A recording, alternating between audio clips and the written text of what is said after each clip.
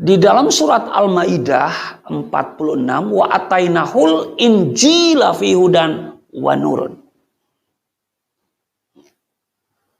Jadi dikatakan Allah kami berikan Injil, kata Allah, ya. Wa atainahul injila, kami berikan Injil, ya, fihi, di dalamnya hudan, ada petunjuk. Ya, ada hidayah. Ya. Nah, jadi Injil itu petunjuk. Ya. Di dalamnya ada petunjuk loh.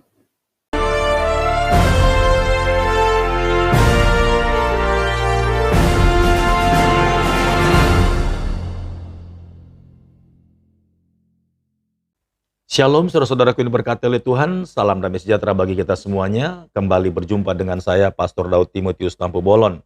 Dan kali ini saya ingin mengajak saudara-saudara semuanya untuk menyaksikan satu buah video, di mana video ini adalah kesaksian dari seorang hamba Tuhan yang dulunya adalah berasal dari agama seberang. Tentunya dia adalah seorang murtadin yang karena meneliti banyak ayat yang ada di dalam kitabnya yang diyakininya pada saat itu, dan dia melihat petunjuk-petunjuk, dan akhirnya dia membaca satu kitab lain dan membandingkannya, dan ternyata saudara, dia mendapatkan satu pencerahan, yaitu petunjuk yang membuat dia akhirnya memutuskan untuk menjadi seorang murtadin. Seperti apa kisahnya saudara? Mari lanjut kita sama-sama menyaksikan video kesaksian dari seorang hamba Tuhan ini. Kalau ditanyakan kepada saya apa alasan saya keluar dari agama Islam, agama yang menjadi agama turun-temurun dari orang tua saya, maka yang pertama saya mau katakan bahwa itu bukan keinginan saya. Ya, tidak pernah terlintas dalam pikiran saya untuk keluar dari Islam, karena bagi saya Islam itu agama yang diridhoi. Innad dina indallail Islam.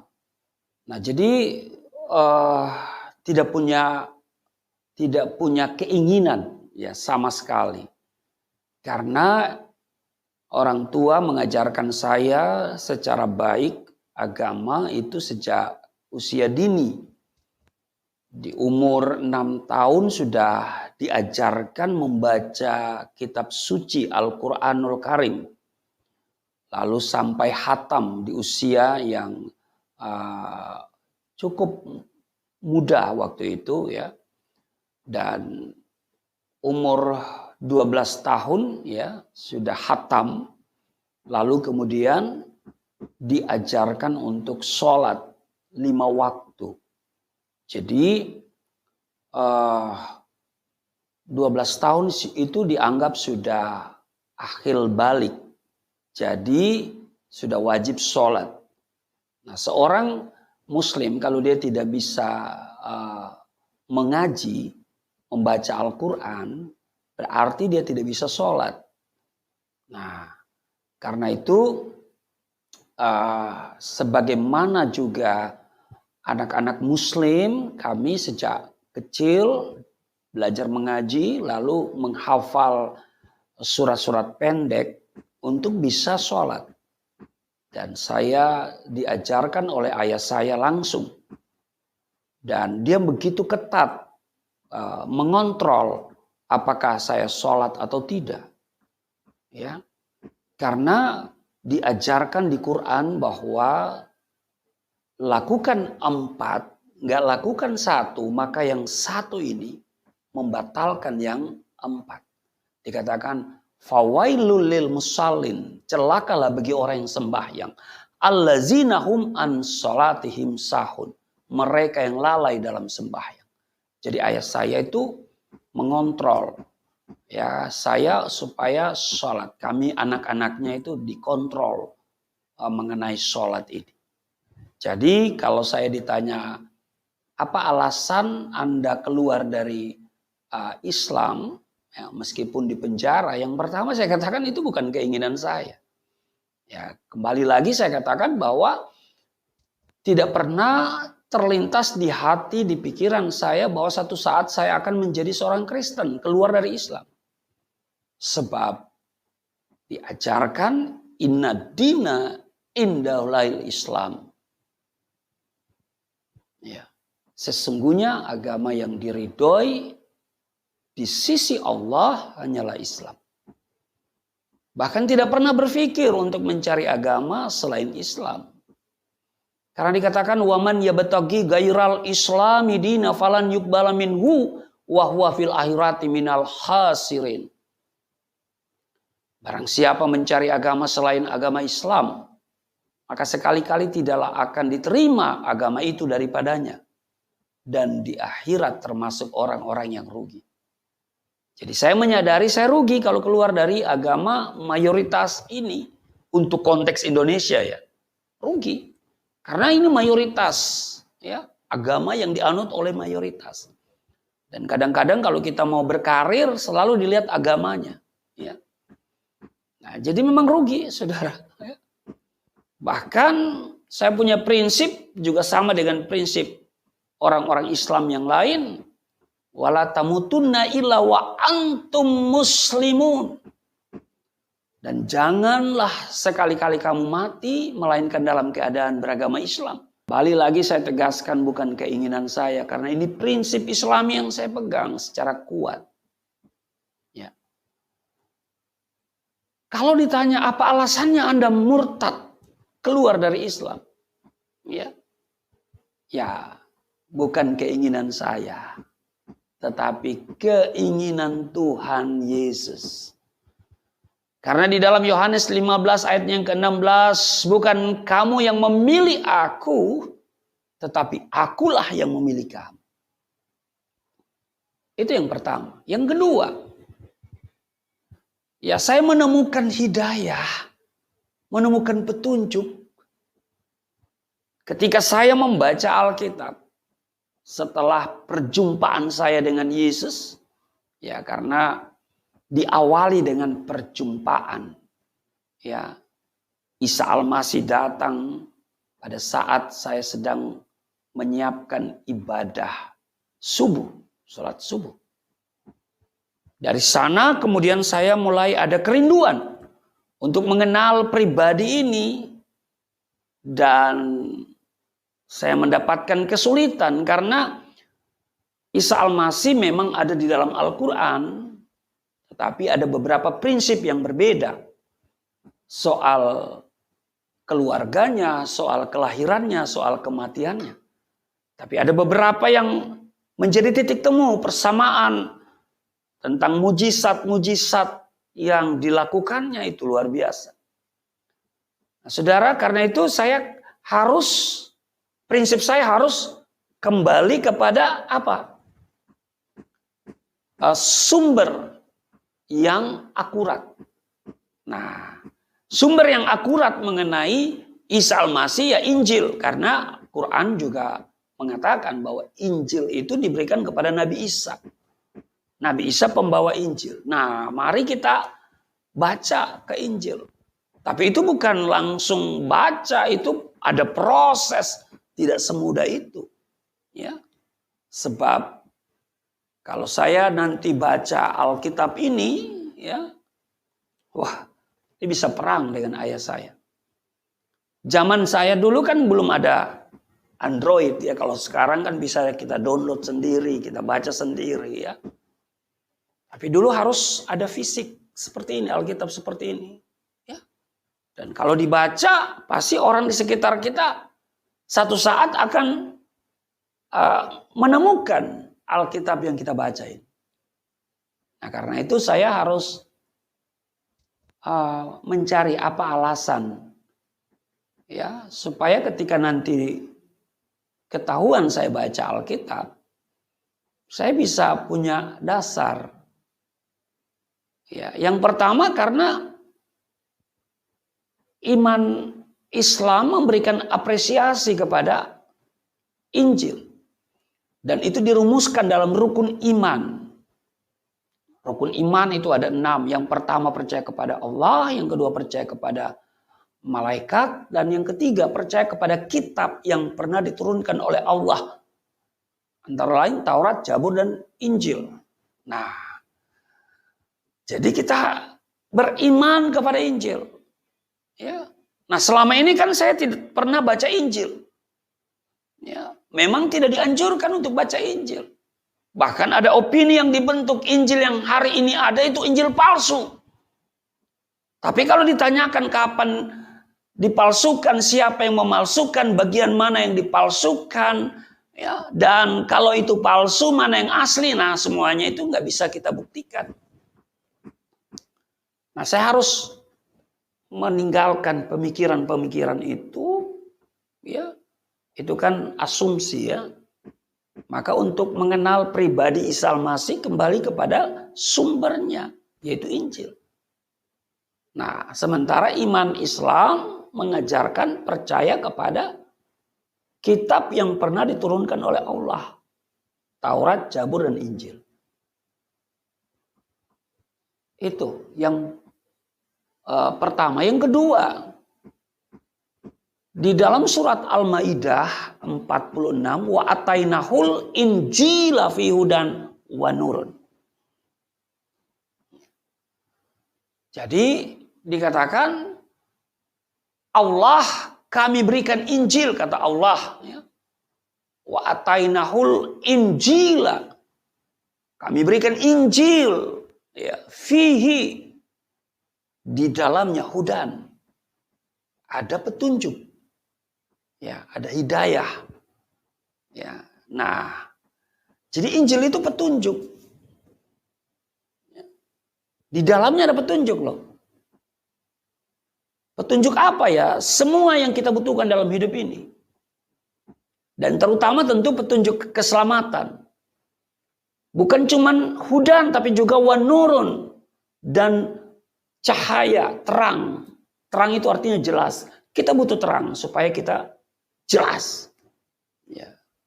Terang supaya kita bisa membedakan mana yang asli, mana yang palsu. Ya kan? Mana yang hitam, mana yang putih. Kita butuh terang. Wah, ini luar biasa. Ya. Jadi saya harus baca Injil. Ya. Saya harus baca Injil. Waktu saya membaca Injil, nah saya menemukan apa yang selama ini yang saya cari. Apa yang selama ini saya minta. Apa yang selama ini dirindukan. Bahkan yang dibutuhkan oleh setiap orang. Apa itu? Keselamatan hidup kekal. Semua orang butuh diselamatkan. Semua orang mau mati masuk surga. Kecil, besar, tua, muda, miskin, kaya. Kalau ditanya Anda mati hari ini mau kemana? Oh, pasti surga dong, surga dong, surga. Cuma persoalan. Apakah surga pasti bagi setiap orang? Nah, karena itu saudara, waktu saya membaca Injil, saya menemukan hidayah. Saya menemukan petunjuk. Apa petunjuknya? Ya, banyak hal, tapi yang paling utama Yohanes pasalnya yang ke-14 ayat yang ke-6. Akulah jalan, kebenaran, dan hidup. Tidak seorang pun yang datang kepada Bapa kalau tidak melalui aku. Ini ucapan Isa Al-Masih, Yesus Kristus. Dan pasti ini adalah kebenaran. Ya. Karena Isa Al-Masih itu adalah kebenaran itu sendiri. Ya. Dia katakan, akulah jalan, kebenaran, dan hidup. Jadi itu sama dengan berkata, aku adalah kebenaran, aku adalah jalan, dan aku adalah kebenaran, dan aku adalah kehidupan. Dan kitab suci Al-Quran berkata Isa itu suci. Dia memperkatakan perkataan yang benar. Dia tidak pernah bikin hoax. Dia memperkatakan perkataan yang benar. Nah, ini sesuatu yang menarik. Jadi, kalau ditanyakan kenapa Anda keluar dari Islam, pertama bukan keinginan saya. Kedua, saya mendapat petunjuk. Petunjuk apa ya? Keselamatan. Iya, karena dulu saya saya sedang mencari keselamatan. Ya. Dulu saya paling takut kalau mati, ya, lalu kemudian ada malaikat yang datang bertanya, menghakimi kita di dalam kubur. Waduh, namanya Mungkar Nakir. Dan dia bertanya beberapa hal dan menggunakan bahasa Arab. Waduh, saya paling takut tuh. Ya. Nah, jadi saya ketika Yesus berkata, akulah jalan, kebenaran, dan hidup, tidak seorang pun yang datang kepada Bapa. Bapa itu di mana? Di surga. Berarti dia mau mengatakan tidak seorang pun yang datang atau sampai ke surga kalau tidak melalui dia. Mungkin sebagian orang berkata ada banyak jalan menuju Roma. Dan karena itu juga ada banyak jalan menuju surga. Tapi bagi saya tidak. Silakan banyak jalan menuju Roma, tapi menuju surga hanya satu. Melalui Yesus Kristus. Kenapa? Karena dia yang dari surga. Dia memberitakan tentang surga. Dan dia kembali ke surga. Iya kan? Semua nabi, semua rasul mati hari ini sedang menunggu kebangkitan. Semua nabi, semua rasul hari ini bergelar almarhum. Tapi Yesus, dia tidak bergelar almarhum. Dia kembali ke surga. Maka itu setiap kita yang percaya dan menjadi pengikutnya. Menjadi pengikutnya ya. Ya. Kita akan kembali ke surga. Karena memang surga tempat kita berasal. Di dunia ini kita hanya sementara. Dan kita pasti akan kembali ke surga. Surga harus pasti. Surga tidak boleh mudah-mudahan. Memiliki rumah besar, boleh mudah-mudahan. Saudara boleh mudah-mudahan punya suami yang ganteng, punya istri yang cakep. Ya, menjadi orang kaya bisa mudah-mudahan, tapi masuk surga nggak boleh mudah-mudahan. Pastikan dari sekarang. Iya. Pastikan dari sekarang dan Yesus menjamin hal itu. Ya. Karena di dalam Yohanes 10 ayat 9 dia berkata, akulah pintu. Barang siapa masuk melalui aku, ia akan selamat. Dan ia akan masuk keluar dan menemukan padang rumput. Di Yohanes 10:28 dia berkata, dan aku memberikan hidup yang kekal kepada mereka. Dan mereka pasti tidak akan binasa. Sekali lagi pasti tidak akan binasa sampai selama-lamanya. Dan seorang pun tidak akan merebut mereka dari tangan. Bahkan di Kisah Rasul 4:12, dan keselamatan tidak ada di dalam siapapun juga selain di dalam dia. Sebab di bawah kolong langit ini tidak ada nama lain yang diberikan kepada manusia yang olehnya kita dapat diselamatkan. Luar biasa. Jadi saudara, ini hidayah, ini petunjuk. Karena memang selama ini saya minta petunjuk. Terus, wah, Yesus berkata, akulah jalan, kebenaran, dan hidup. Itu yang kedua. Yang ketiga, apa alasan saya keluar dari Islam yang merupakan agama orang tua saya secara turun-temurun? Ya karena saya butuh juru selamat. Saya tidak dapat menyelamatkan diri saya sendiri. Amal saya tidak cukup untuk mendapatkan surga. Ya, karena surga itu ya akibat dari amal perbuatan. Berapa banyak? Ya sebanyak-banyaknya. Apa sanggup? Ya namanya juga manusia. Saya butuh juru selamat. Saya tidak butuh nabi, saya tidak butuh rasul. Saudara, nabi dan rasul itu sama saja. Ya, dia mati dan tunggu kebangkitan. Ya. Dia bergelar almarhum yang saya katakan tadi. Yesus juru selamatku. Dia bangkit dari kematian. Dia naik ke surga. Disaksikan oleh 500 pasang mata loh. Itu minimal 500 pasang mata. Bukan tidak disaksikan loh. Disaksikan oleh banyak orang. Haleluya.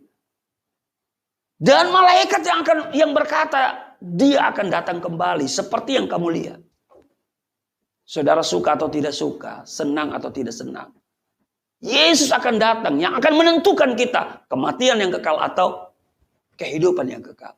Saudara bisa menghujat dia hari ini, saudara boleh tidak percaya kepadanya, tapi satu waktu nanti saudara akan berhadapan dengan dia. Saudara, saya butuh juru selamat. Saya tidak cukup amal saya. Ya, tidak ada amal perbuatan baik saya yang bisa memasukkan saya ke dalam surga dan menyelamatkan saya dari neraka. Ya, kecuali apa? Ya, rahmatan minallah. Rahmat atau anugerah dari Allah. Dan ini sudah tertulis. Ya. Sudah tertulis dalam Efesus pasal yang kedua ayat yang ke-8. Dan karena kasih karunia kamu diselamatkan oleh iman. Itu bukan hasil usahamu. Tetapi pemberian Allah. Haleluya. Jadi saudara, saya butuh juru selamat. Apapun orang katakan. Saya hanya butuh juru selamat. Kalau Anda protes, ya silakan kalau Anda bisa menyelamatkan dirimu dengan amal perbuatan. Sebab ingat loh, waktu kita mati, ada mungkar nakir bertanya kepada kita dengan bahasa Arab.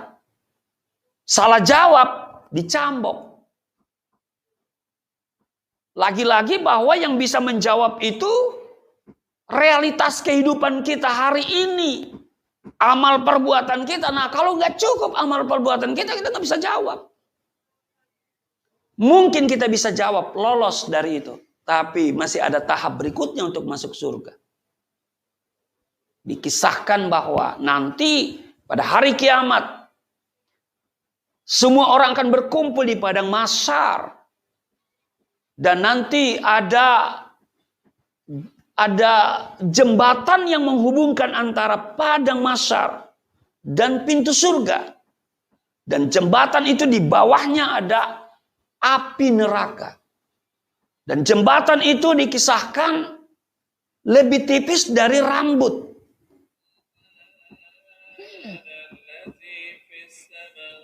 Jadi lebih tipis dari rambut. Ini yang membuat saya nggak yakin kalau saya bisa masuk surga. Mungkin masuk surga itu mudah-mudahan, tapi masuk neraka itu pasti. Itu pasti. Jadi itu bahwa alasan saya yang ketiga, saya butuh juru selamat. Saya nggak bisa menyelamatkan diri saya dengan amal saya. Karena nggak ada amal yang sempurna yang bisa saya memasukkan saya ke dalam surga. Karena apa? Manusia ini kecenderungan adalah pikirannya jahat. Kecenderungan manusia adalah pikirannya jahat. Hatinya menjauh dari Tuhan.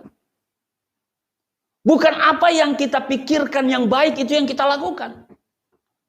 Tetapi apa yang kita tahu bahwa itu jahat, ya yang harus kita hindari, justru itu yang kita lakukan. Ya. Nah, karena itu saya pastikan saya tidak bisa masuk surga dengan amal perbuatan saya. Saya hanya butuh juru selamat. Dan berita sukacita, berita gembira, Yesus adalah juru selamat. Nama Yesus artinya Allah itu juru selamat. Wow, luar biasa. Yang keempat, alasan mengapa saya harus keluar dari agama Islam walaupun saya harus dipenjara. Saya itu sangat kagum dengan ajaran keselamatan di dalam iman Kristen yang didasarkan pada Alkitab. Iya. Sehingga saya begitu kagum. Tidak ada ajaran di dalam Alkitab yang mengajarkan masuk dalam kubur ada malaikat yang menghakimi kita. Ya. Bahwa tidak ada ajaran nanti masuk surga melalui jembatan neraka. Waduh. Iya. Kalau dulu saya meragukan diri saya kalau saya masuk surga, ya masuk neraka ya pasti. Tapi masuk surga, ya insya Allah. Nah karena itu saudara, 4 alasan. Saya kemudian menjadi Kristen, saya bersaksi, menceritakan kehidupan saya yang lama, dan dibandingkan dengan kehidupan saya yang baru. Seperti konsep di dalam Kisah Para Rasul yang saya beritakan bahwa Yesus adalah Tuhan dan Juru Selamat. Bahwa di luar Yesus tidak ada jaminan keselamatan. Saya bersaksi kemanapun saya pergi dan berada, siapapun yang saya jumpai, saya ceritakan bahwa Yesus adalah Tuhan dan Juru Selamat. Bahwa di luar Yesus tidak ada jaminan keselamatan. Apa yang terjadi? Saya dituduh subversif. 156A KUHP, penistaan agama. Lalu diproses secara hukum. Dituntut 4 tahun. Ancaman maksimal pasal 156A KUHP itu 5 tahun. Saya dituntut 4 tahun oleh tim jaksa penuntut umum. Lalu saya dipersilakan membaca pidato pembelaan. Ini kesempatan bagi saya membaca pidato pembelaan. Yang didasarkan pada tema Yesus Tuhan dan Juru Selamat. Di luar Yesus tidak ada jaminan keselamatan. Di akhir pidato itu saya nyatakan sikap saya. Putus tali tempat bergantung. Hancur bumi tempat berpijak. Keputusanku satu. Mengikut Yesus untuk selama-lamanya. Apa yang terjadi? Putusan majelis hakim pengadilan negeri. 4 tahun dan 6 bulan. Jadi 6 bulan lebih berat. Saudara, haleluya. Tapi saya bersyukur menjalani masa pidana penjara. Walaupun pertama kali masuk rumah tahanan negara, saya dipukul babak belur. Ditinju di bagian pelipis. Ditendang dengan Pak Lars oleh para sipir. Ya. Cepatu Lars itu. Banyak hal yang saya alami yang tidak mengenakan. Ya memang nggak enak tinggal di penjara. Tapi bagaimana saya harus mengenakan situasi itu. Tetap mengucap syukur, tetap tegar pada keputusan. Tetap bersuka cita. Walaupun dipukul. Karena kalau saya lihat apa yang dilakukan oleh Yesus. Waduh. Yang saya alami itu sangat kecil. Jadi saya bersyukur saya mengalami penjara dipukul babak belur. Paling tidak membuktikan kepada diri saya setia.